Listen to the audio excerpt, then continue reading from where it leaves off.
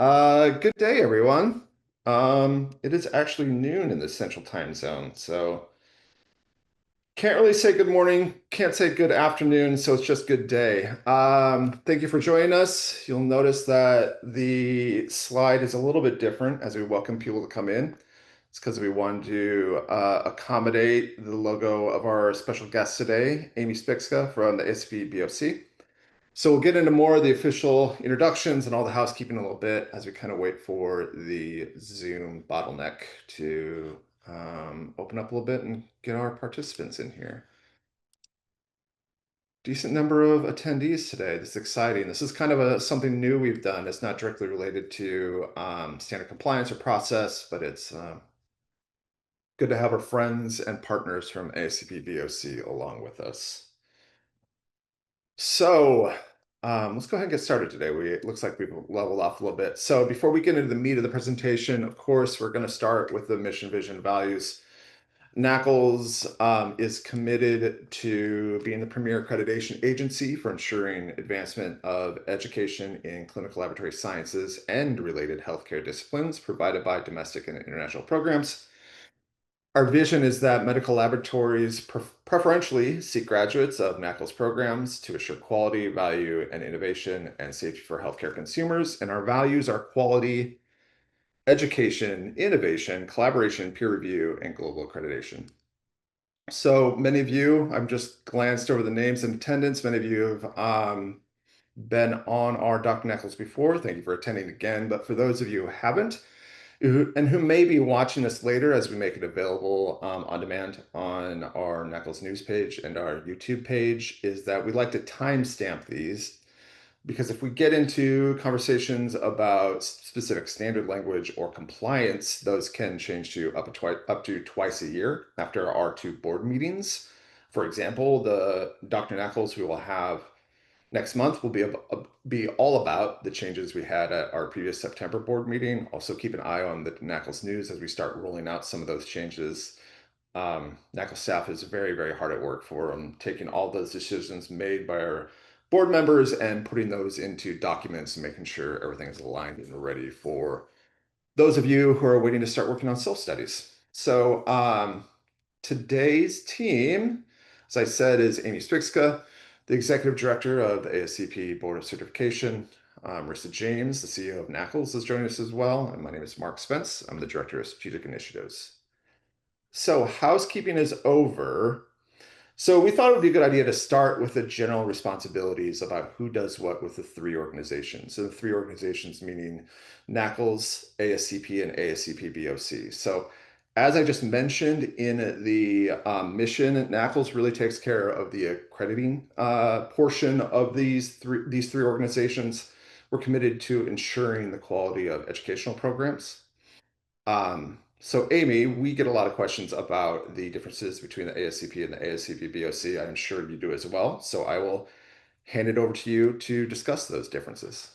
Wonderful. Thank you, Mark. Thank you, Marissa. To all of NAACLS board and team included, this is really an outstanding opportunity and we're honored to be part of Dr. NAACLS. Welcome to all the attendees as well. There is some confusion. We all collectively want to lean into that and create clarity. To be fair, we'll talk a little bit as well about the nuances of accreditation and credentialing. As you see on this slide, really, it is the purview of the Board of Certification to credential professionals. We are at the professional person level, not the program level. We're administratively independent credentialing agency that prepares relevant standards and develops procedures for skills and knowledge of medical laboratory personnel.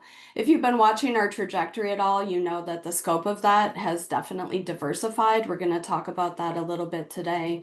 And specific to ASCP, they're a membership medical specialty society. Their mission is to provide excellence in education, certification. You can see where the Board of Certification fits into that, as well as advocacy. And this is on behalf of patients, pathologists, and laboratory professionals. ASCP in and of itself has over 100,000 members, and these range from our clinical and anatomic pathologists, scientists, pathology residents and fellows, and students around the world. At times you might think, oh, the Board of Certification, they credential laboratory professionals only. And in fact, we credential all of the professionals that I just mentioned, and again, on behalf of the patients that we serve. I want to be fair to the fact, though, that the ASCP Board of Certification does not educate. As you can see here, we are administratively independent. I'll talk about our own accreditation in a little bit, but suffice it to say, our mission is to provide excellence in credentialing of laboratory professionals and other experts on behalf of patients worldwide. So I'll give you an example as to where ASCP may lead and where the Board of Certification leads. Think, if you will, about examination readiness resources. First of all, it would be a conflict of interest for the Board of Certification to create our own readiness resources. However, for an education prowess such as ASCP, they can develop books, interactive practice exams, and the like, all in the purview of ASCP with their own SMEs. So when you think of firewalls and the like, that is a way to exemplify what we do. And again, the Board of Certification is not a membership organization. We are here to credential professionals. Current state, we have 28 exams ranging certifications and qualifications. They span all of laboratory medicine and pathology and our adjacent specialties. So, I hope that clarifies somewhat as relates to the parent organization and then our very unique role as a mission-driven organization, the Board of Certification. All I think, right, thank you, Amy. thank you. So now that, in addition to just kind of clarifying who does what one of the purposes of this presentation today was just to let our program directors know some of the things that happen behind the scenes. Obviously, there's a strong relationship between the BOC and NAACLS when it comes to making sure students are eligible through the NAACLS route for certification exams. But beyond that, there's a lot of conversation between professional staffs, and obviously we have a lot of volunteers that volunteer for both. So we just wanted to give a quick overview of the kind of work we've done, specifically the last year, both organizations that really directly apply to NAACLS program directors. So we'll start almost chronologically with the Knowledge Lab in 2025. So for the first time in 2025, professional staff had a booth at the ASCP Knowledge Lab. In addition to that, Marissa co-presented with Amy on a panel with educators and practitioners, really focusing on multiple aspects. So Amy, do you want to kind of highlight for those who are not able to attend some of the topics you, Marissa, and that panel discussed during this presentation? Sure, I'd love to, and Marissa, jump in at any point. So it really was a first time ever where Marissa and I were arm in arm to exemplify the value of accreditation and the value of credentialing as relates to not only our unique missions and purview, but also how proximal we are. If you think of a very healthy Venn diagram, this is where, again, we set programs up for success as well as professionals. For those of you who are program leaders and recognize, again, the volume of routes, eligibility routes within the Board of Certification and the prioritization of accredited programs, just given, again, the strength we see from these programs, pass rates, the ability to climb career trajectories for graduates and the like. It was our opportunity to dispel some myths. It was also an opportunity to speak to the value of our governance individually, NAACLS and the Board of Certification. I want to spend just a little bit of time on that. In our introductory slide, we really focused on ASCP, and I want to be fair to the fact that ASCP is one of 3 sponsoring societies. The other 2, and I think they should be recognized, include ASCLS and AGT, so American Society for Clinical Laboratory Science and Association of Genetic Technologists. In addition, I think we're all at one with the alphabet soup of organizations, societies, medical code, and the like. We have 5 participating societies ranging from the Association of Advancement of Blood and Biotherapies. We have representation from pathologist assistants, ASM, Association Society for, or American Society, I'm sorry, for Microbiology, as well as cytopathology and histotechnology. So again, strong evidence in our federated governance structure and I think it really helped us as well, Marissa, to be able to speak to that as a differentiating facet for our boards and the like. We can't appreciate, I know from the Board of Certification side, our Board of Governors more. Want to be fair to the fact that we also have two collaborating societies, ADLM and ASH.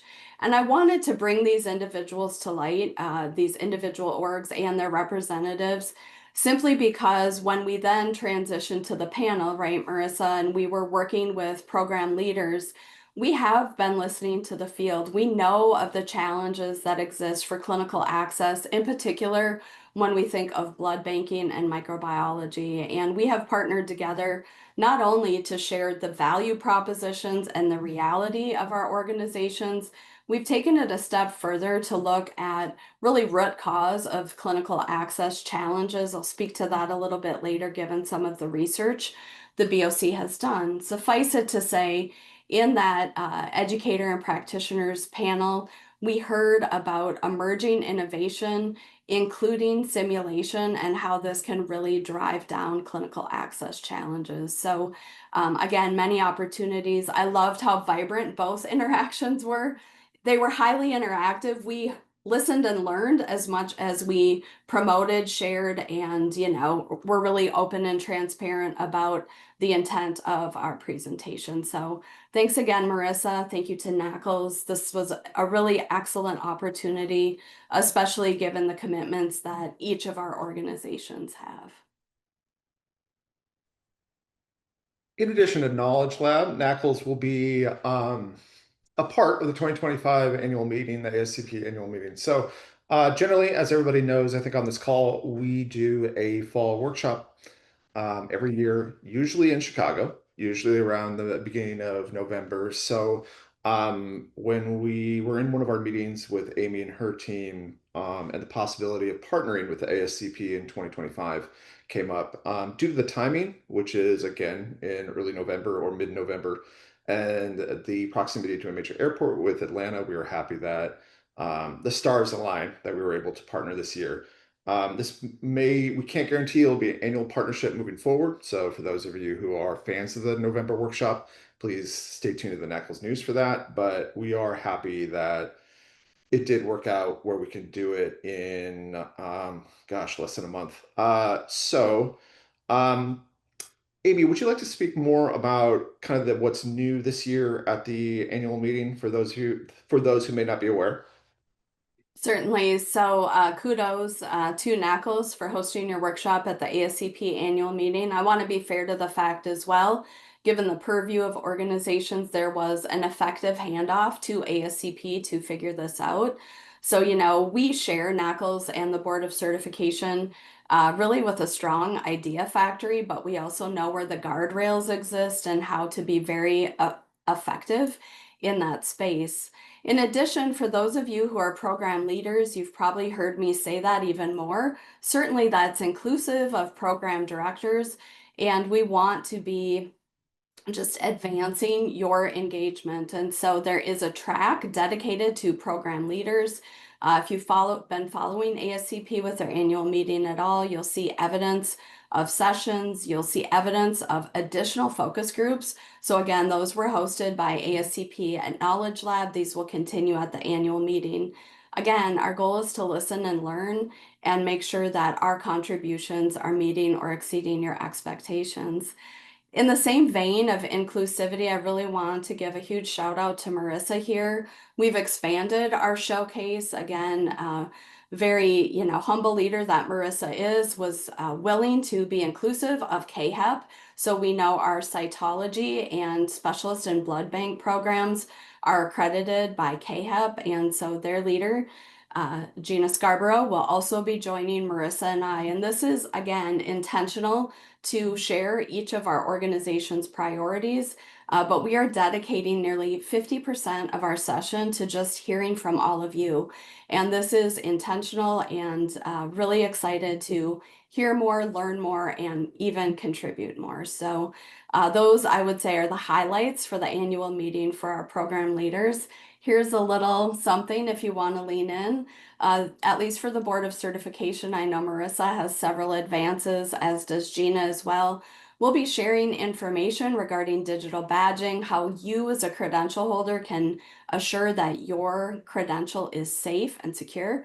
And in addition, I think at some point today, I would hope, Mark, we talk a little bit about data insights and analytics. And so for you as program leaders, 2026 is going to be a new start.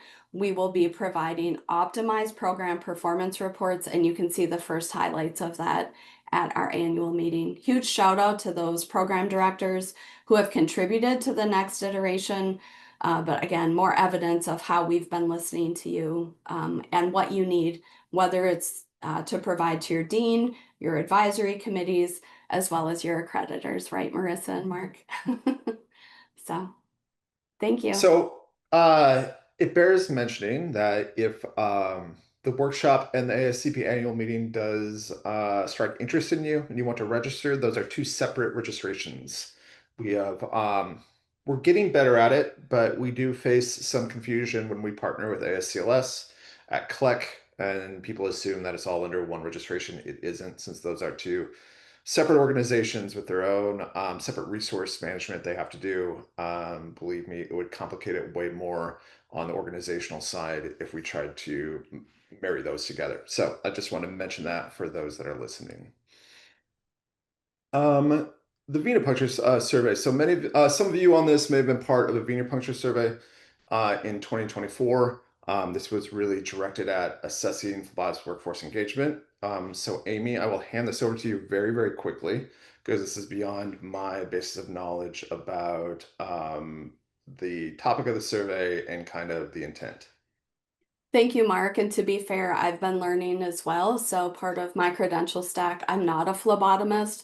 What I can share with you is that as we track and trend our data, post-COVID, the most significant negative impact we've seen in our credentialing volumes have been for our one of our highest volume credential holders and applicants subset were our phlebotomists. And so we wanted to become more proximal to them, really lean in and understand their workforce engagement and tie it to patient outcomes. To be fair, Marissa and I, functioning under a non-disclosure agreement, when we talk, we see certain trends and we say, is this an area that we can help in and contribute to? But the best way that we can do so is to, again, survey, to listen and understand. So this study, which actually had 892 respondents, really aimed to promote accurate and up-to-date clinical experiences. When you think of phlebotomists, there are nuanced, I'll just say, requirements, whether for programs and or for the credentialing application, so the eligibility routes. And these entailed both the venipuncture volume and clinical hours. We listened, we learned. As you can see here, a peer-reviewed publication is being planned. We continue to absorb the data, understand again the priorities. But what was outstanding is it really is the first study of its kind that was tied to patient outcomes and what level of venipunctures and clinical hours do keep patients safe.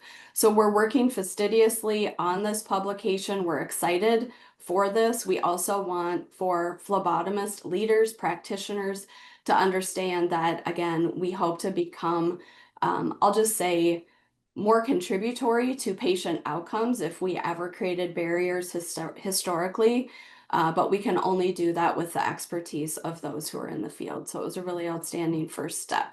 So please be on the lookout for that. I'll also say that whether it's our phlebotomist exam or any of our 28 examinations, we are always committed to practice analyses. These are nimble, they're every 5 years. And so when you see these released, just like when you see standards released by NAACLS for public comment, we want to hear from you if the practice arena you're in is applicable. This helps us annually think through our approach to, the practice analysis said across 5 years. Again, this is inclusive of rural communities, reference laboratories, academic medical centers. It's highly inclusive. And that helps us every year to look at and review our questions for relevancy and validity, and also just be ongoing, updating, and maintain our own accreditation, which is through ANAB ISO 17024. So thanks for contributing if you are a phlebotomist in this one segment. But for all of our attendees, 61 here today, if this applies to you, please contribute to our practice analyses. That's how we make the most accurate current examinations. Thank you, Amy. And for those of you keeping score at home, NAACLS will be releasing its own public comment for upcoming standard changes probably this week.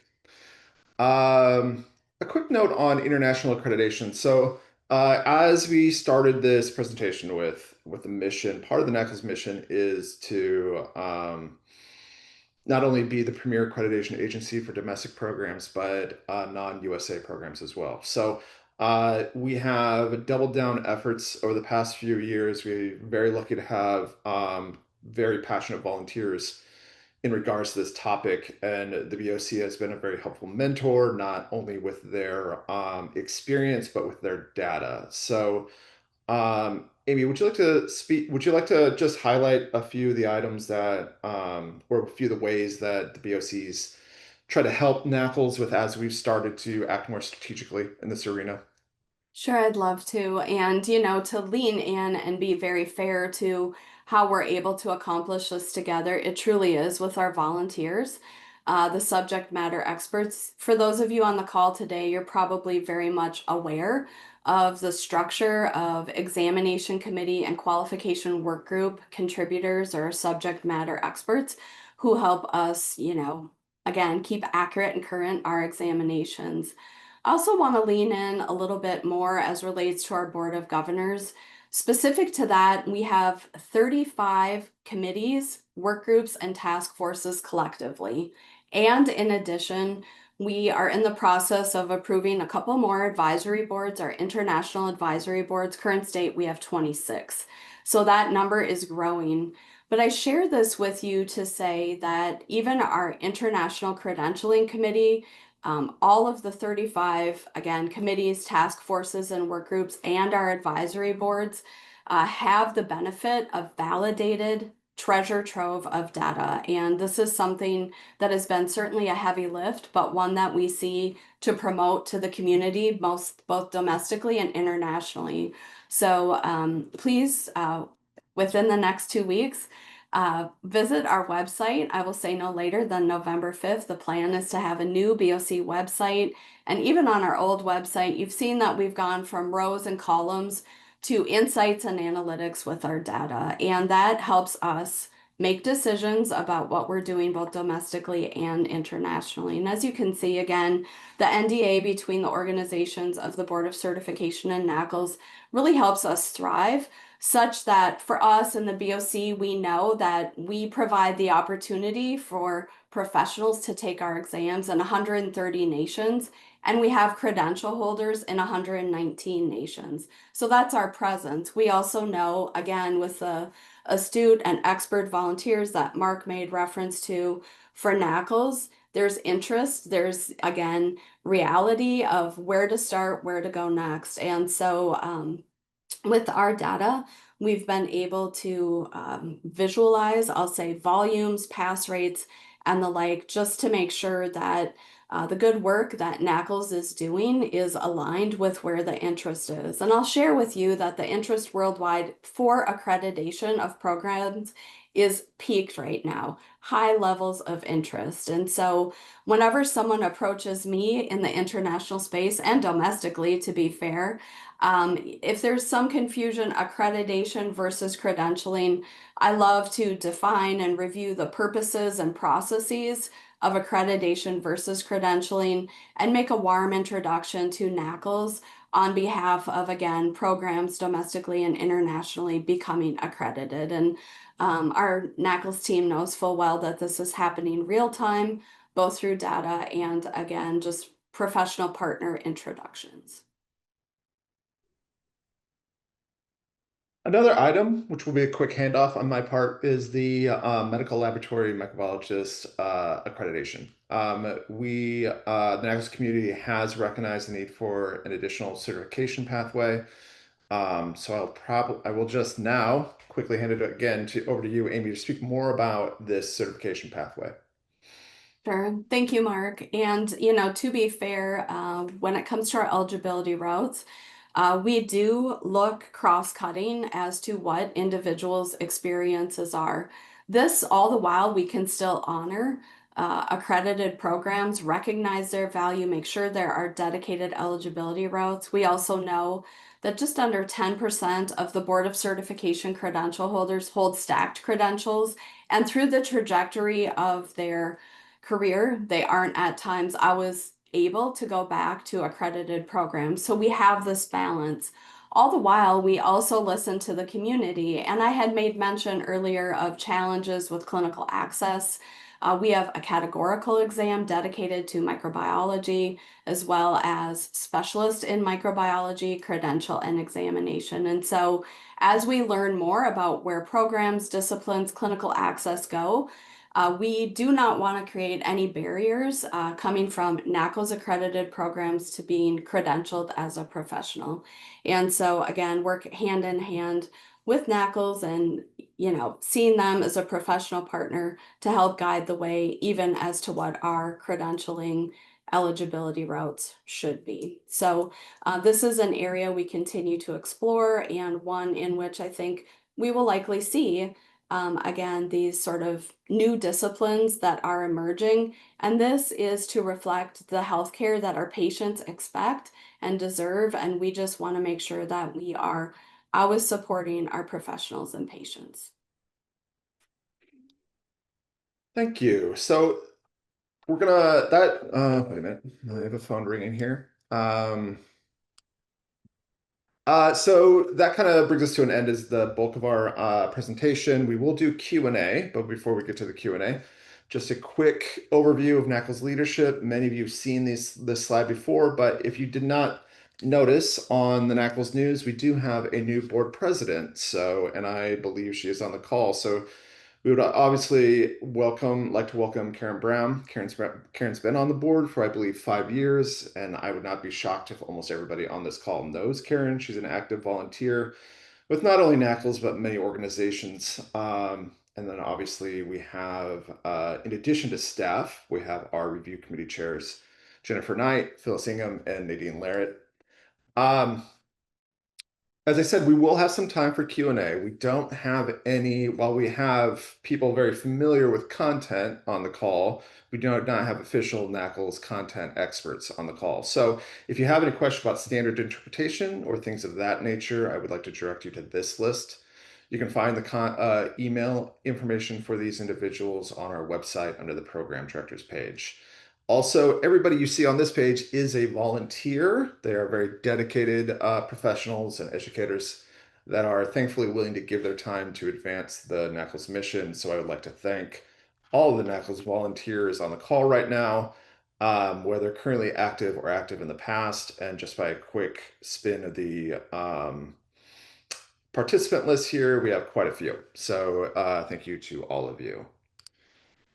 A few important reminders, and then we'll open it up for Q&A, and then you can use the Q&A chat function, or you can raise your hand and we can give you permission to talk once we get to that section. The registration of the workshop that I mentioned earlier, that deadline is approaching. You have almost a week and a half, 2 weeks. The President's Report is available on NAACLS News. It's kind of an introduction by Karen herself. She speaks about the importance of peer review and how that helps program directors. Earlier today, we did a call for nominees for the review committees. I would highly encourage anybody, if you are a volunteer, if you've done some self-study reviews and site visits, if you're interested in becoming a review committee member, to kind of seek out and self-nominate.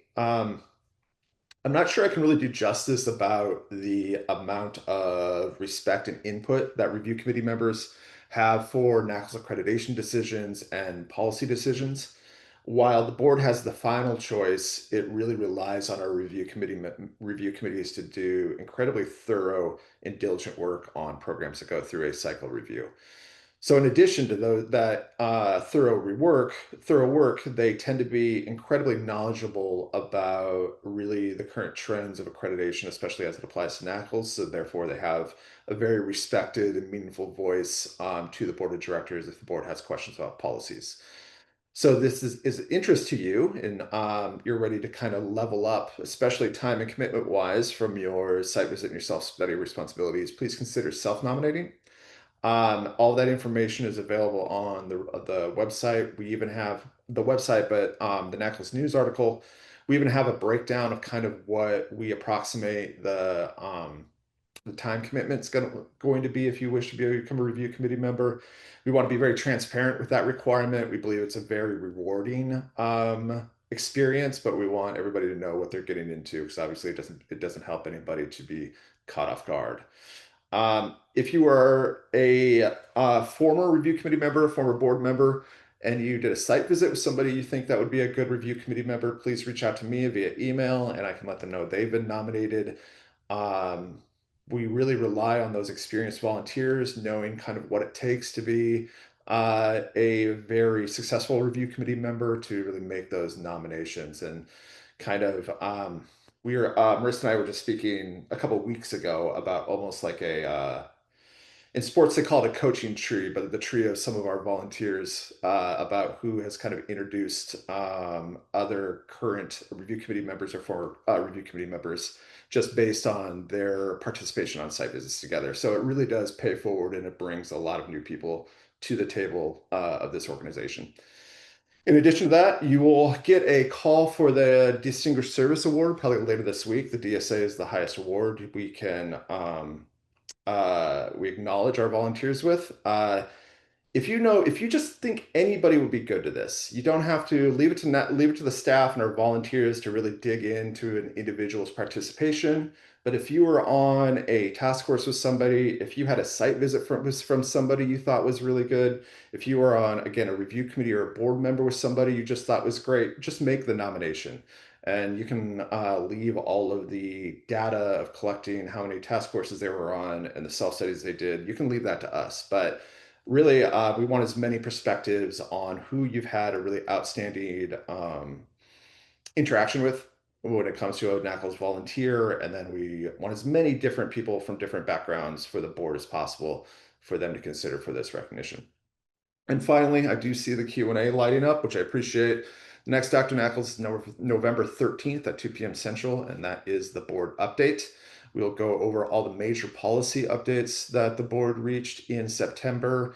In addition to that, we do a written update on the NAACLS news where we provide a side-by-side for compliance guide changes and things of that nature. So with all of that, let's go to the Q&A.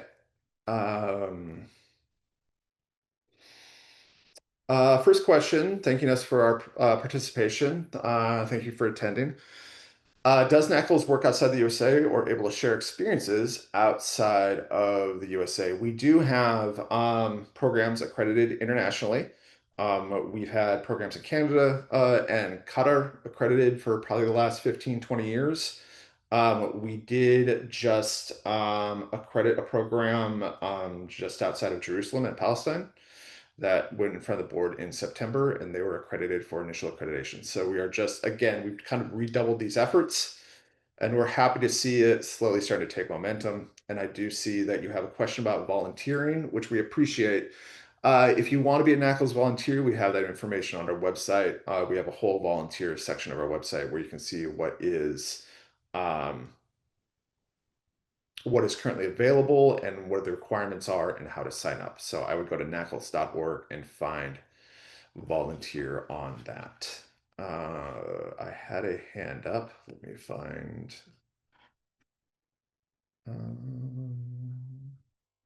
I thought I saw somebody raise a hand for a question, but they may have lowered it. So we currently don't have any questions.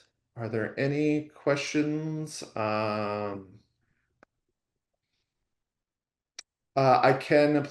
will share the link for the DSA award. The DSA award article is not out yet, but I want to give a heads up that it'll be coming out later this month. It will be out on the NAACLS news. And then obviously whenever we make an announcement on the NAACLS news, we double down on that on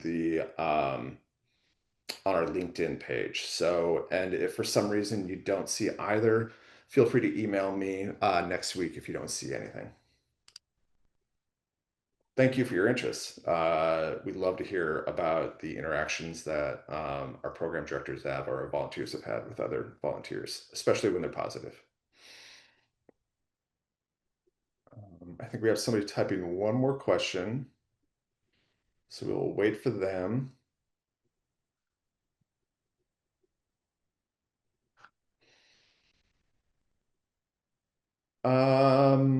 This is one for you, Amy. ASCP completed a practice analysis last year. Does the BOC have any updates on if/when certification exams and content guidelines will be updated? I don't know what specific discipline that's for, but I will let you vamp or ask for further details that you may want. Yeah, and given that the discipline wasn't indicated, I'll give sort of a general response. And so when we are recipients of the practice analyses, it's into that next calendar year where our experts review all of the feedback and really start incorporating the effective changes into the content. And then this is published, and there is indication for the examinations that are being taken as to what practice analysis it's reliant on. And I will say, to be fair to our website, this is certainly arriving to current state. Like I had said, in the next couple of weeks, you will see this go live, and even more details on timing, when the practice analyses were done for a specific exam, how this relates to publication and the like. And allow us to say congratulations. Obviously, as somebody who has just a group that has been just recently through that, we know the work it takes to launch such an endeavor. And Amy has showed us previews of the kind of information there's going to be available. It's very impressive. Thank you so much. Yeah, certainly a labor of love. Also, want to be fair to the fact that when you do arrive at our new website, you will see not only patient centricity, but also how much, again, we value our program leaders. And so a dedicated section to them, even including some very recent publications we have through our research and development committee on medical laboratory science education, faculty programs, as well as medical laboratory technician education, faculty and programs. And so, if you're looking for, let's say, survey data, wage and vacancy for program leaders, please look there. Please know that our research and development is definitely focusing as well on growing that to other program types. And really excited, Marissa, to partner with you in November. Also excited to invite Marissa over our way. So our program directors advisory committee led by Michelle Preston will also be inclusive of our accreditation partners in the new year. So you'll see a similar setup to this so we can learn more about accreditation. But please know we are a source again of live webinars, newsletters, and we're always looking to optimize our operations. I hope everyone is benefiting from auto eligibility as we work so hard together to make sure our scientists are at their microtomes and their microscopes that much more effectively. So thank you for this opportunity. It's been great to share current and future state of where we're going with the BOC. And please feel free to even reach out to me by email at any time. We did have a question come in. Amy, you mentioned program-specific reports. Will these include a deeper breakdown of results in each content area? For example, MLT/MLS, including the subsections of blood bank, hematology, and so on. Thank you for the question. And to be fair to the question, we have heard this request and the high priority of it. I understand, being a previous program director myself, that this information was previously available from the Board of Certification. To be fair, we will be giving subtest scores and new visualizations around that. So a new view of what you came to historically expect, for that information is on its way to you in 2026. Our new program performance reports will give not only volumes and pass rates for your program benchmark across the nation of programs, but will also give scaled scores and also first time and repeat volumes and pass rates. And then as you look at your individual students, there will be an opportunity to visualize not only the performance of your program, but the individuals. And as you're asking, at the level of blood bank, hematology, microbiology, and the like. So we're excited to deliver on that. Again, more evidence, more detail provided. Hopefully we'll see you Wednesday, November 19th at our panel at the ASCP annual meeting. That will be 8 a.m. local in Atlanta. We will also have a presence at CLEC and be offering more webinars as to how to decipher our new insights and analytics for program performance reports. But I hope that that's met with welcome and anticipation as to what we can provide as you look at your curriculum and also just like us partner to keep patients safe. So open to feedback on that. So I believe this is about the panel, Amy. It says, can a faculty member attend the committee meeting that includes program directors and ASCP we were just discussing? All day, every day, and that includes not only the annual meeting for ASCP, it also includes our program directors live. And, you know, to be fair, that original committee was the program directors advisory committee.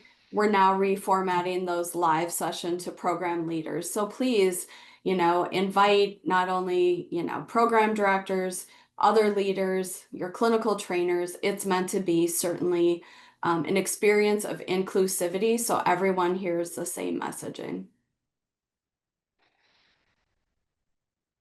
All right, we have a bit of a lull because there's no questions. We will give it a few moments. I used to say minutes, but everybody knows with me that's not the truth. I think that's it. So I'll start the wrap up. As Amy said, you can obviously contact her for any follow-up questions. You can contact myself if you have any questions after this is done. And if I can't answer it, I'll make sure to get to somebody who can. Um,